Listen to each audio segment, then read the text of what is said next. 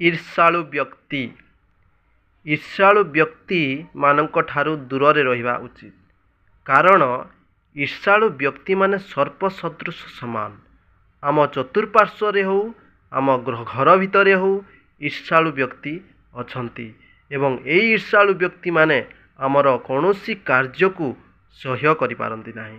ଦୁନିଆରେ ଜ୍ଞାନୀ ଜ୍ଞାନୀକୁ ଈର୍ଷା କରେ, ଯୋଗୀ ଯୋଗୀକୁ ଈର୍ଷା କରେ, କର୍ମୀ କର୍ମୀକୁ ଈର୍ଷା କରେ ଏବଂ ସୁନ୍ଦର ସ୍ତ୍ରୀ ଆଉ ଗୋଟେ ସୁନ୍ଦର ସ୍ତ୍ରୀ ପ୍ରତି ଈର୍ଷା କରେ।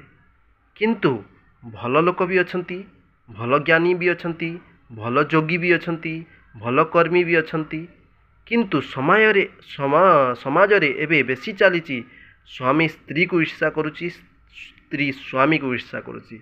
ସେ ବସିକି ଖାଇବ, ମୁଁ ଘର ସବୁ କାମ କରିବି। ଏଇଟା ହେଉଛି ଈର୍ଷା ଭାବ।